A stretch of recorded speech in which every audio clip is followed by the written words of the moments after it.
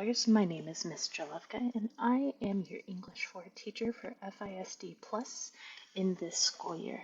I can't tell you how thrilled I am to be working with you this year, and I know that we are going to have a fantastic time together. We have a few things in this presentation that we are going to cover. We're going to look at the course itself in an introduction. We're going to look at our instructional setup in the modern classroom style, and then I will briefly introduce myself. So welcome to the FISD Plus Virtual High School in its pilot year. You are, in each and every one of your own ways, a trailblazer, setting up this course and this program for the years to come. In addition to that, you are seniors, so welcome to your English 4 class, the very last English class of your high school career. Now, before we go too far, you should have found this video through your HyperDoc in your Unit 0 Lesson 1 guided notes, but if you did not, please take a moment to navigate to Canvas, open up your Unit 0 HyperDoc, and your first link on the left-hand side that shows U0L1, you need to go ahead and open that up. We are going to take notes during this presentation, so please pause as you need to in order to fill out your notes as we go. So let's take a look at what English 4 has in store for us this year. One of my favorite quotes from Tolkien, who is one of the authors we will be reading this year. "The wide world is all about you. You can fence yourselves in, but you cannot forever fence it out." So we are going to look at a variety of British authors in a chronological manner, beginning with the medieval period. As I mentioned before, this is, of course, your final English course in your high school career. And we are going to really put a focus on argumentation, synthesis, research, presentation, and collaboration. These are the skills that we are trying to foster as many of you get ready to head off to college, career, and or the military. So some of the authors that we are going to encounter in our first semester, these might include Heaney, Gandhi, Churchill, Chaucer, Shakespeare, Malala, T.H. White, Tennyson, and more. In our second semester, some of the authors will include Swift, Marvell, Herrick, Shelley, Orwell, Thor, Tolkien, and more. So we are arranged chronologically, but we are also thematic to a certain degree. So you will see a little bit of a mix of time periods represented, even though we are primarily moving in a chronological manner. Now, something to know is that if you are new to Frisco, we have performance-based assessments, also known as PBAs, at the end of each unit. So they will be given to you at the beginning of the unit, and there is a culminating task due at the end of each unit. You will have work time, as well as generally some kind of peer revision and the rubric, so that you know exactly what is expected of you. So some examples of PBAs this year include a panel discussion, a multimedia presentation, a critical journal submission, and more. I won't spoil it for you. So let's talk about how our virtual classroom is set up this year. I'm really big on self-regulation, you guys. This is a synchronous and asynchronous model, meaning we are not meeting for the full class period every time we get together, and we are not meeting every day of the week, even on a block schedule. So even though we are going to start out the school year meeting on every B day, we will gradually move to where we are only meeting once or twice a week instead of 2 to 3 times a week. So self-regulation, or self-discipline, as we might call it in this instance, is critical. As Lawrence D. Steinberg says, self-regulation is a better indicator of success than intelligence or talent. And anybody in the workforce or in college or in the military can prove this to you. So the modern classroom is based off of three principles. It is self-paced, and I think that this might be more appropriately worded as flexibly paced, and we'll talk about that in a minute. It is mastery based on skills, and it is oriented around blended instruction. So what does this mean? In blended instruction, students access all of their content from teacher-created videos. It is essentially a flipped style classroom, which some of you may have had before.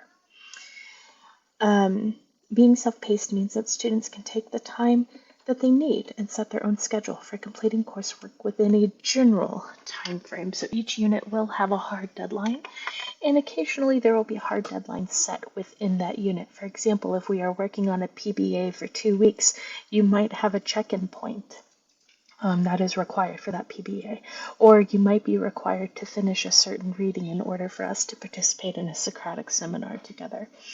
But for the most part, the guided notes for lessons and such are all pretty flexible as long as they are completed by the hard end of unit date. And it is mastery based, so students progress when they demonstrate mastery. Not earlier, not later, but exactly when you have shown that you are competent at the skill.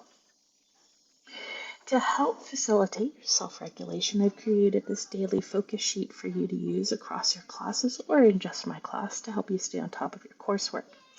There is a digital version linked at the bottom of your Unit 0 Lesson 1 notes. You may print off a hard copy, you can use it digitally, whatever you would like. It has room for tasks, the things that are required, the things that you probably should do, and the things that you would like to do. A place for reflection, and an idea for what you need in order to be successful for the day. Canvas is our learning management system. This is where you're going to find your unit guide hyperdoc and the lesson hyperdocs contained within. So each unit will have its own hyperdoc, and it looks like the one below. Canvas is where you're going to turn in most of your work. I will always provide you links, but you will usually find that the instructions tell you to turn it into Canvas.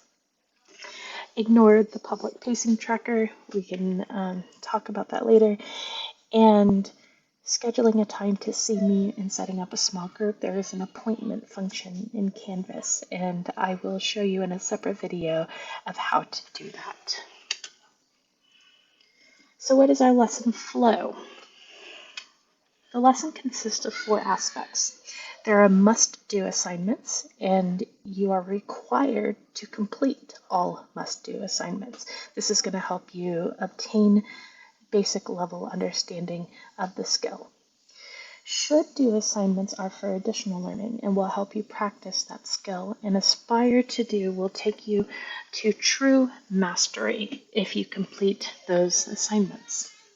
Finally, you will be assessed on the mastery of your skill with a mastery check, which must be submitted before you can move on to your next lesson.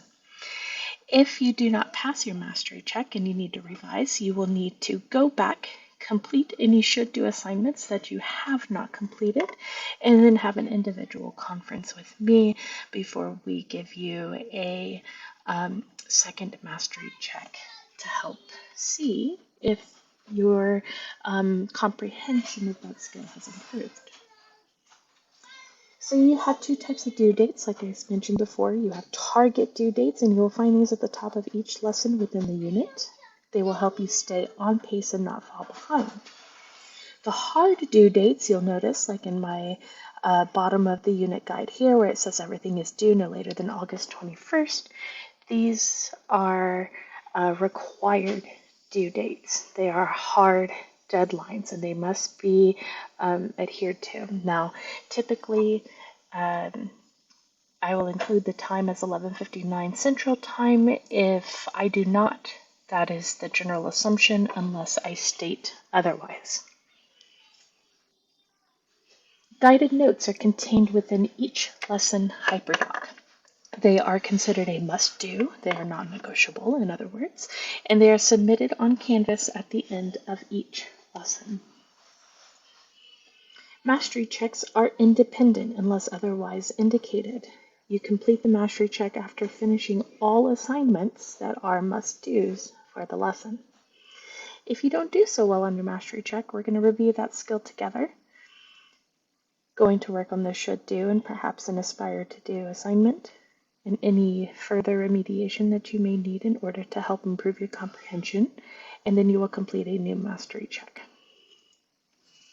So, to wrap it up, I'm going to share a few things about myself. This is my 7th year of teaching. I have taught in Dallas ISD and in Frisco. This is me over in the left-hand corner with my family. My son is a little bit older than he was in that picture. You can see his spring picture above the number 7. I really enjoy art, and this is a self-portrait I did down at the bottom with my mom, actually. She did one of herself. It's mixed media art that we enjoy. I also really enjoy creative journaling for stress relief and therapeutic purposes, so I shared a photo of that. I graduated from Duke University in 2015 with my bachelor's in English, and then from Southern Methodist University in 2018 with my master's in education. I collect Disney dolls. One of my favorites of which is this beautiful Belle doll that my sister gifted me for my birthday. And finally, I am always going. I always need to be doing something. I'm one of those people. My brain likes to burn out and shut down. But when I try to relax, it's like, no, you can't relax. Too bad. So I tend to find something that's kind of busy work to keep me moving while I take downtime, quote unquote. So this is the end of my presentation. I am so looking forward to working with you this year and seeing you in class soon. And I really hope that we can build a close-knit kind of second family together. We're a very small cohort here in FISD+. You're going to be spending a lot of time with the same people in different classes. So I really encourage you to have some goodwill and trust and positive intent towards your fellow classmates. And I think we're going to really make something pretty incredible happen for your senior year. I can't wait to get started.